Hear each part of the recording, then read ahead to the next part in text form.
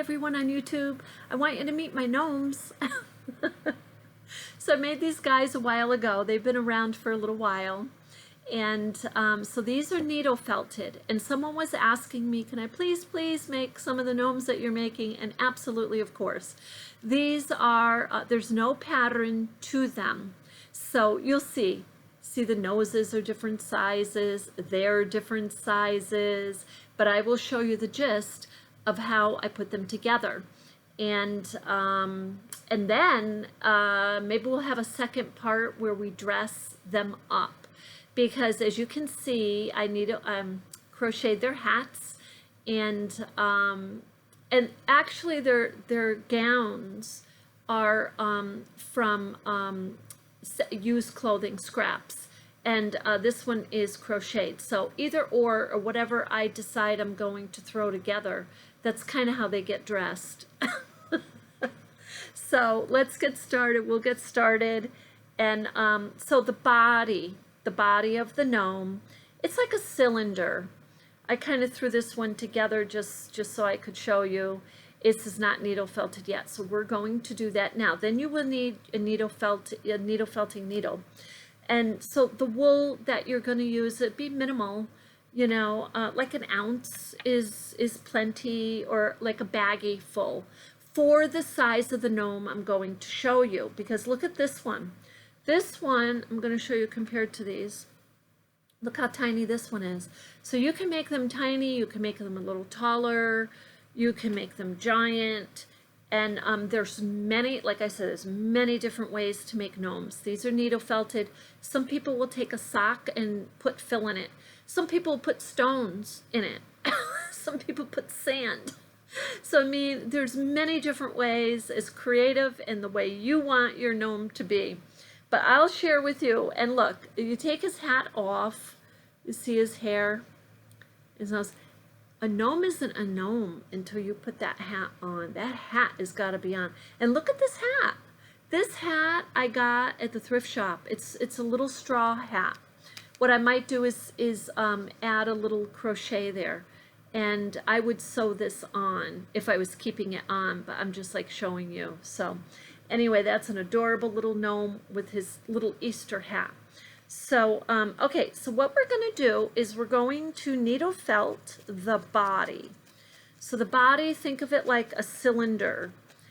If you do want to make them like a little roly-poly, that's totally fine. Make them roly-poly. I go with the cylinder because this way he can stand.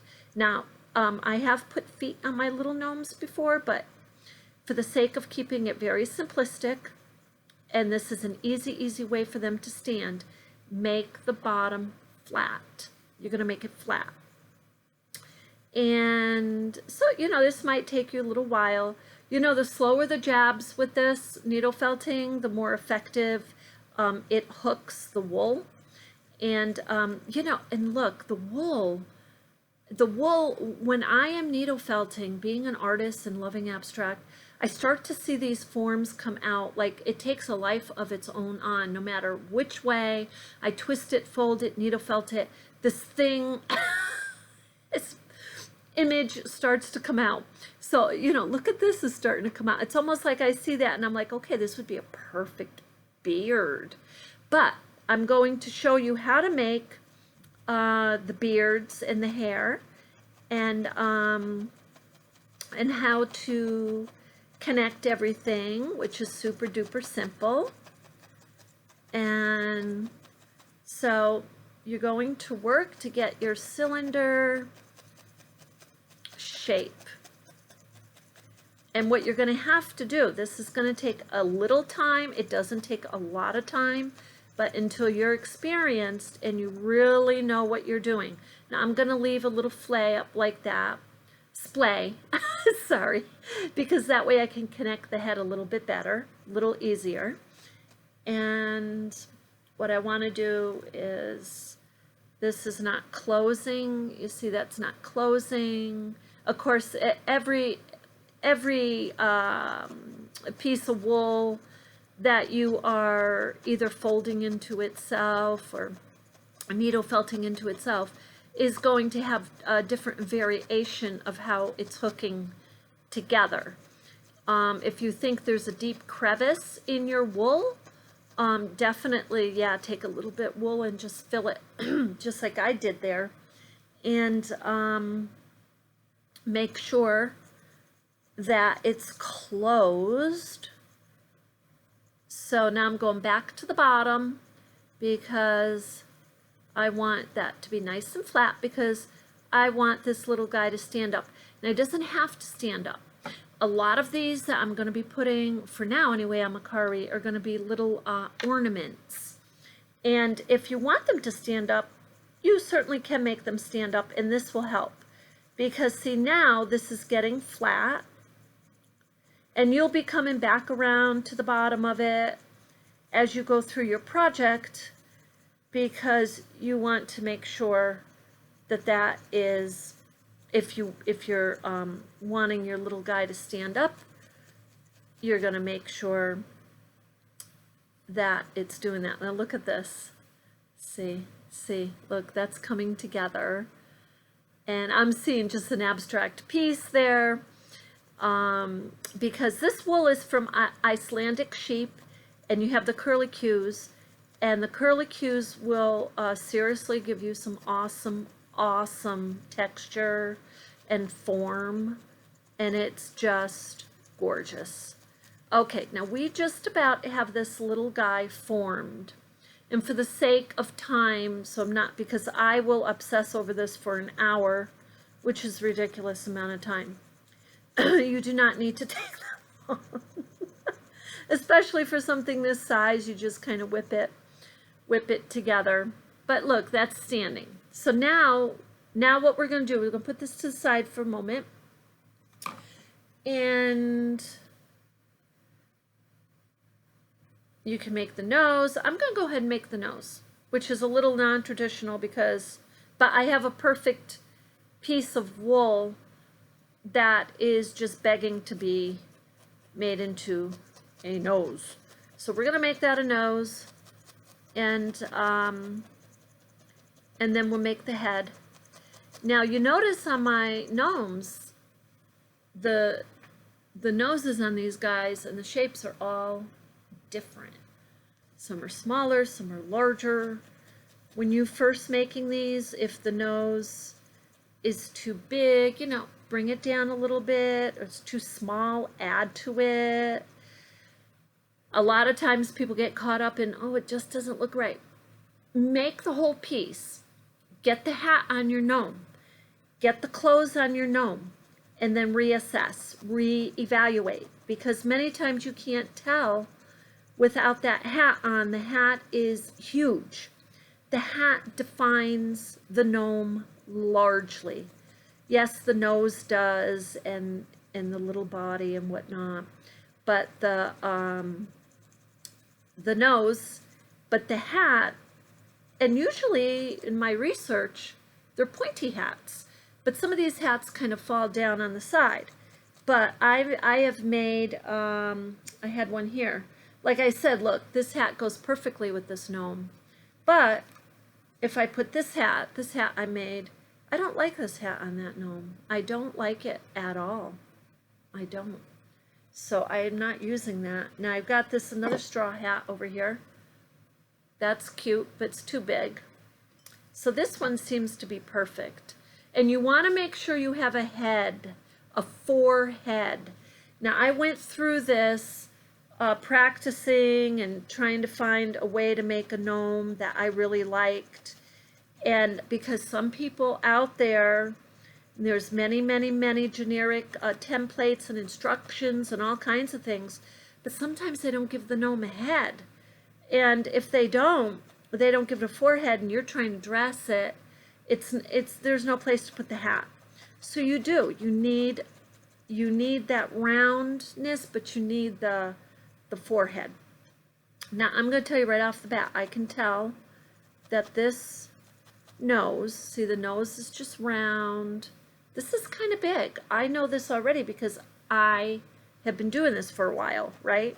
Now you'll have to kind of test out if you're just beginning, or you're taking this on as a new project, And if you're used to needle felting and whatnot, you'll know quickly how to readjust and what's going on with the parameters of your circles. So, but the point is, the real thing of it is to have fun. Okay, so there's a nose, so I'm going to put that down. So I got a nose and I got a body so far. You know what I got sitting over here? Look at this. This is kind of like a shape of a head. This head, though, this right here is too big. This is not what I want. This is, I don't know what that is, but it's sitting there. It was in my, see, I keep my washed wool in a nice little plastic bag to keep it from all the other fabrics. So now we're going to make the head. And I'm going to start out, and you see this is how I'm doing it. I wrap it around my finger. You don't have to do that, but that helps me just kind of get it in a circle shape. And then I fold it a little bit, and then I just start needle felting it and starting to get that roundness. Now I know right now I'm definitely going to have to add more wool to this.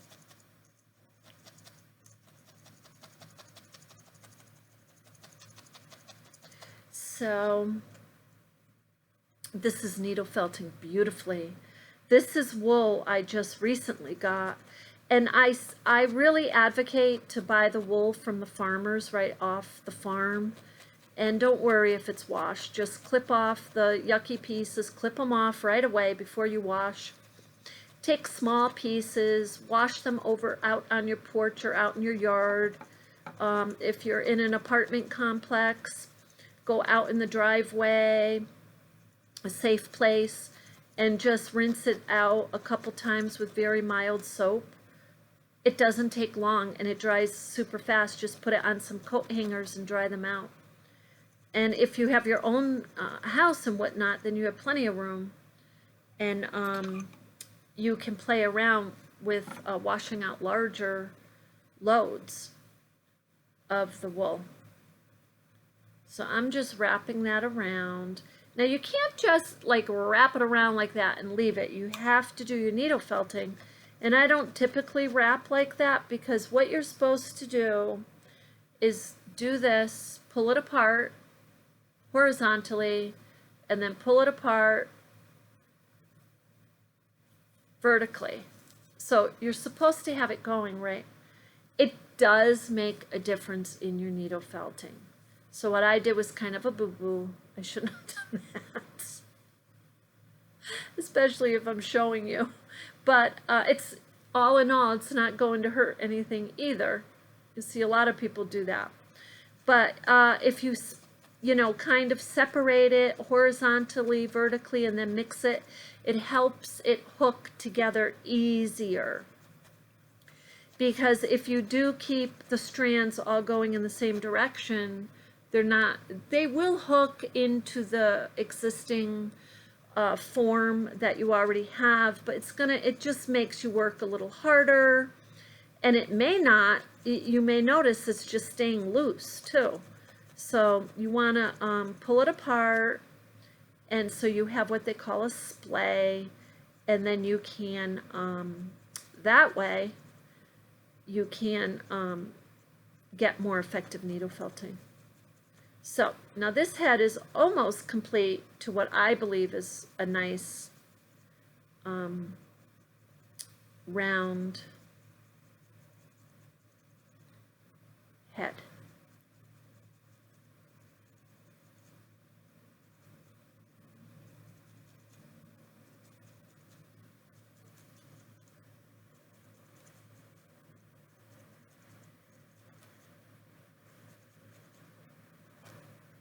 Okay, there's the head. Now, the wool definitely can be tighter here, so I'm going to pull some of these in.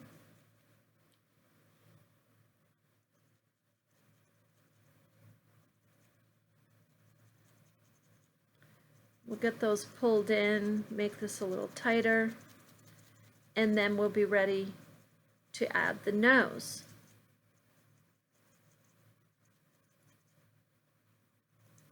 Actually, we'll use the part where we've got a little loose wool and use that as splay. So in other words, the attaching wool. So here's the nose.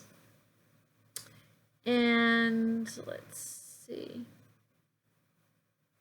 I'm feeling like this can be a little bigger. You see how I am kind of, it's going to be fine if I leave it like this, but I want to be able to put a hat on here. So what I'm going to do is add more wool.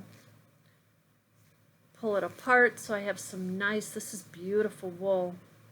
Absolutely beautiful. And what I'm going to do with this particular piece is I'm kind of wrapping it two-thirds of the way up, because I want the head to have a little bit more of a forehead. And you're not going to see that forehead. It's not that you're seeing it, it's that you're using it. It's helping you dress. Because I think that's the appeal that people really like about gnomes, is that you can dress them. They are adorable. And seriously, it's like any style, any season. Halloween's a big one. Halloween is a big one. But, and the scrap fabrics, when I start dressing them, I get all giddy, especially if they're a gift. I definitely want my gnome, you know, to have buttons and bows and all of it, because they're just that cute. And it takes a little bit longer, but not too much longer. Okay, so this head is a little bit better, and I'm leaving splay, which is extra wool at the bottom at the neck, because I want to be able to attach it to this splay. Okay, I want to be able to do that. So I'm going to put the nose on. I'm feeling much better about that. So I'm going to get this nose attached, and the way I do this is I'm putting the nose right onto the head. I'm going down, like if you make a cross, excuse me, on the head of the gnome, you're going to go right in the middle and put that nose right there. And then you're just going to go all around the bottom of the nose and start attaching it. Now a little bit, it will affect the parameter here a little bit of the nose. In other words, it will make it a little bit smaller. Believe me, not much. Not much. So don't worry about that. But as you practice and get used to this, that could make a big difference to you. And you're like, oh man, if it does happen like that, add the wool to the nose right there. Don't take it, detach it back off and try to shape it and this and that. Add it to the form that you already attached and you're already working with. So that's what you want to do. And make life easier a little bit for yourself. Okay, so that's a beautiful nose. That's a beautiful nose. That's attached. That's a gnome nose. So,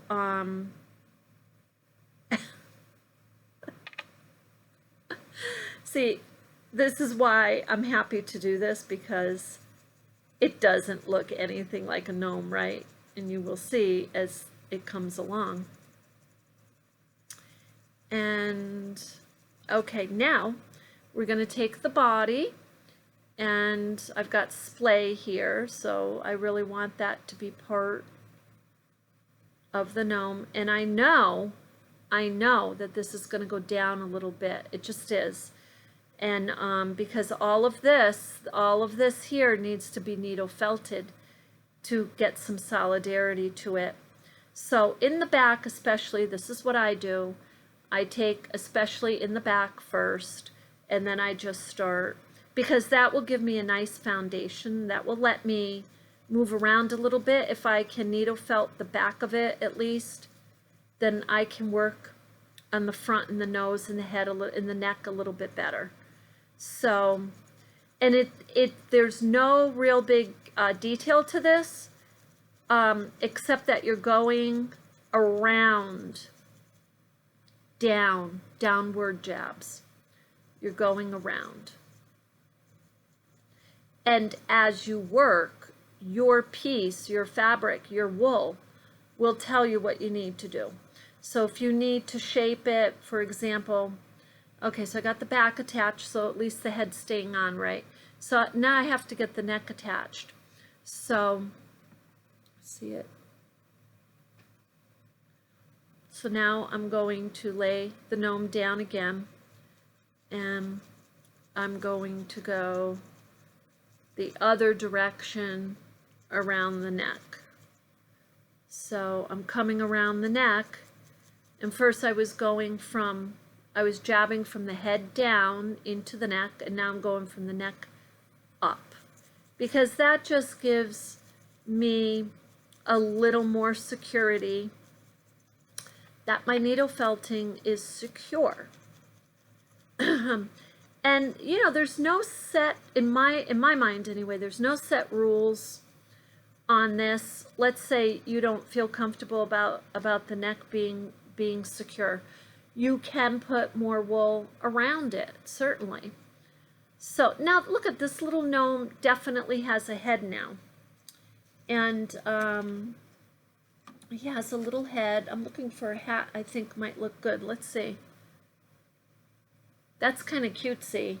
That looks pretty cutesy on him. He's got this hat. See, you can see the difference. Let me take one of these, unless I sewed all those on. I may have sewed all those on. There's this one. Again, too cute. So now this part is kind of squishy and whatnot. So what you want to do is you want to keep needle felting till you get some solidarity to it, get it solid, solidity to it. And because you don't want it squishy. You don't want it squishy. So you work on that little bit so then it stands. This is the basis of the gnome. That's it. And like I said, now if you don't want to do all this needle felting, many people out there, hacks, they're using socks to, excuse me, I don't know why this came on. YouTube might not let us have that on, but they're using, even though it is YouTube, they will use a sock and put fill in it, like I said, and just tie it at the neck or sew it and put a little bow, this and that. The only thing to remember is, as cute as these are, I make them as ornaments, heirlooms, or collectibles. So it's super duper important to remember that you have splays, you have fibers that are coming up and out. So this is not for a child by any means. These are not children toys. Now, if you're into toys, there's definitely patterns out there to teach you how to make them safe, either crocheting and boiling wool, so and needle felting. These pieces right here, these get caught around tiny little fingers, like big time. So you don't want to have those before a child. But these things are so darn cute, people may want them. So, but if you make them for an ornament, or make sure your tag says collectible, that type of deal, you know, always think safety, safety, safety. So this is the basis of the gnome. Now, like I said, I'm going to show you in the next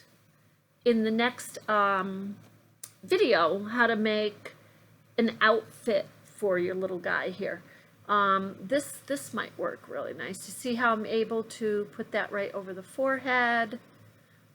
Okay, and I'm just going to show you covering this. When I do a video on the clothes for the gnome, I'll show you a whole bunch of different fabrics and whatnot. So this I would normally sew it and whatnot. And look, now you have a nice little scarf for the gnome. This is crocheted also.